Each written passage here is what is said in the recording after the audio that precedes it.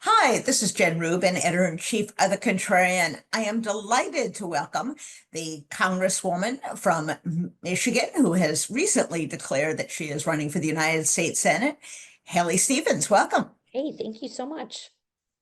It's a pleasure to have you.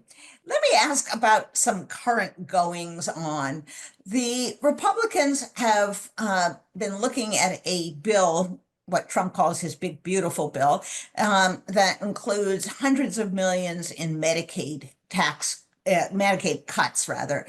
What would that do to a district like yours? Well, look, I represent an incredible suburban district in Michigan that is frankly home to a lot of incredible hospitals, healthcare networks. We boast that Metro Detroit is one of the best places to live, work, raise a family, retire. And I will tell you, I am hearing from people around the clock, ringing the alarm bell about what these cuts to Medicaid would mean to them. Our hospitals being able to deliver, and I'm truly in a suburban area, but you just go a little west or a little north, and all of a sudden you're in more rural parts of our state. And the providers are telling me they're going to have delivery problems. They might end up having to close. Families, in particular, who are part of Medicaid healthcare networks. And what folks have to understand is sometimes families are on Medicaid, or a lot of times are on Medicaid, not because they asked for it, but because they have found themselves in unique situations that only Medicaid can address.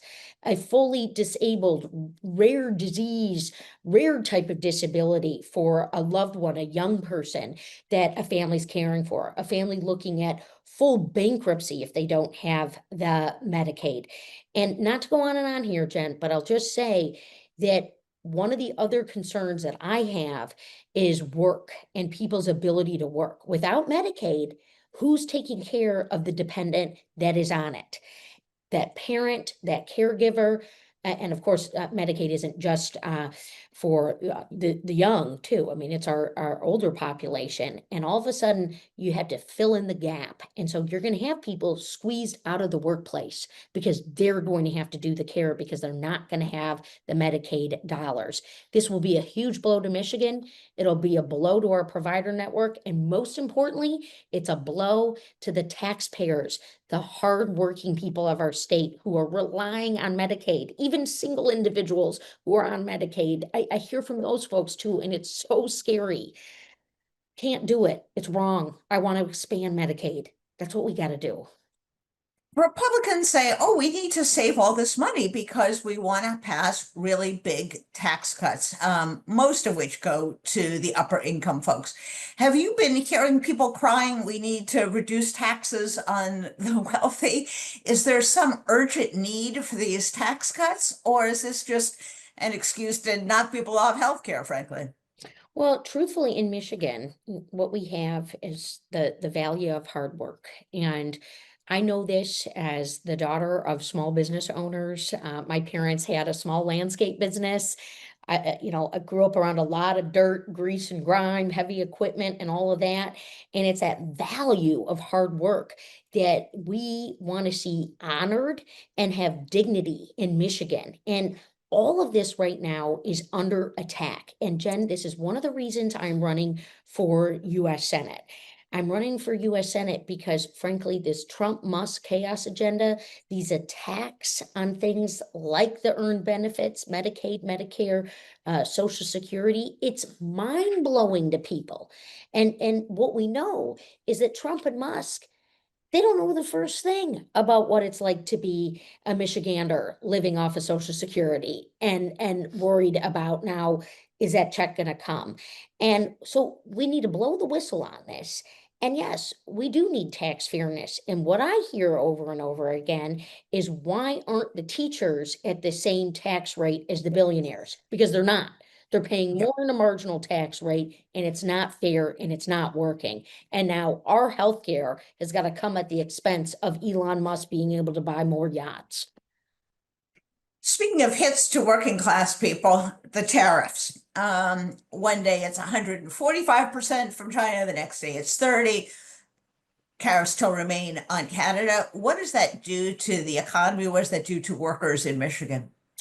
Yeah, it's waking up every single day to a new announcement, and that is called erratic. It is called reckless. I served in the Obama administration as the chief of staff on the U.S. Auto Rescue.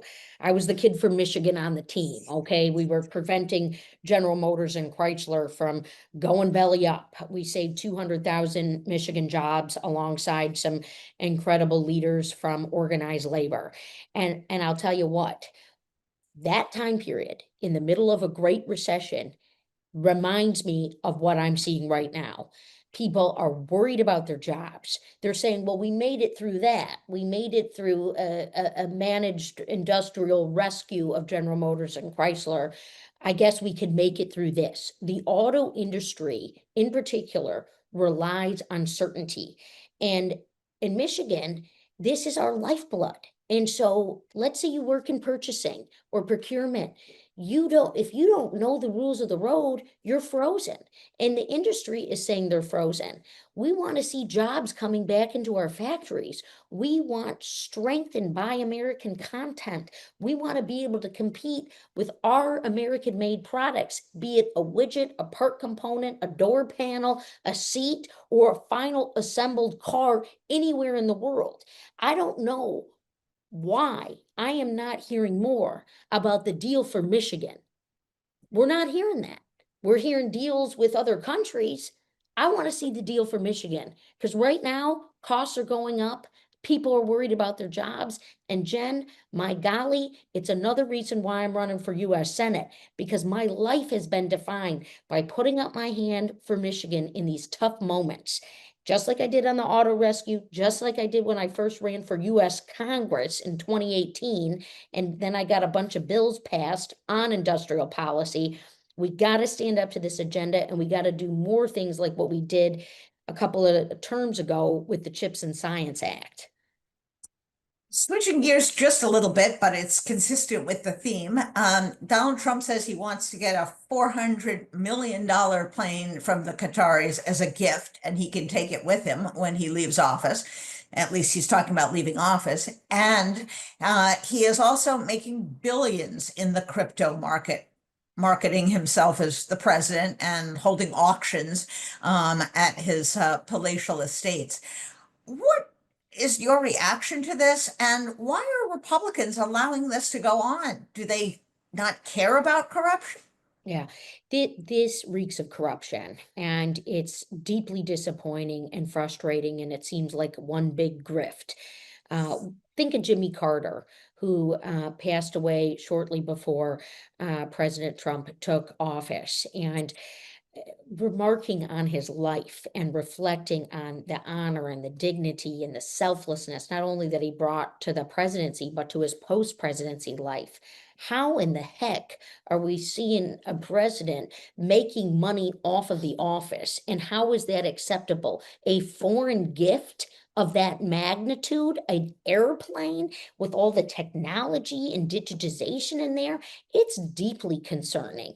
It'd be concerning if the president wasn't in office, but he's in office. And so as I was making my way into legislative session today, I saw the headline that a couple of Republicans are starting to ask questions. Not only do I want them to ask questions, I want them to join me in legislation that I have written to put up guardrails. I want us to all adhere to ethics laws that surround the governing structure of those who are in federal elected office. You think back to the call for Mr. Trump's tax returns.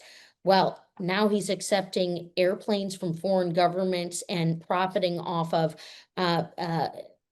crypto technology when a lot of elected officials, frankly, they divest or they go into blind trust. We're outside the bounds of our ethics, but also, frankly, our Constitution, which is why, in addition to the job insecurity and the economics and the earned benefits and the questions about what's going on with our government, people also are wondering what the heck is going on with this lawlessness that just seems to seep in now to these administrations. I mean, I'm not trying to play gotcha. These are just facts. And just because the president says that's what he's going to do, it doesn't make it right at all. It's wrong. It needs to be stopped. And I believe being in the United States Senate will give me a bigger platform to stop this nonsense from happening. Well, it would be nice if some Republicans spoke up and even took a vote, because a president can't accept a foreign gift unless Congress lets him. So perhaps Congress should vote. Thank you so much, Congresswoman Stevens. Good luck in your upcoming campaign. Good luck in the battle to keep Medicaid intact. And we'll look forward to speaking with you soon. Thanks so much for joining us.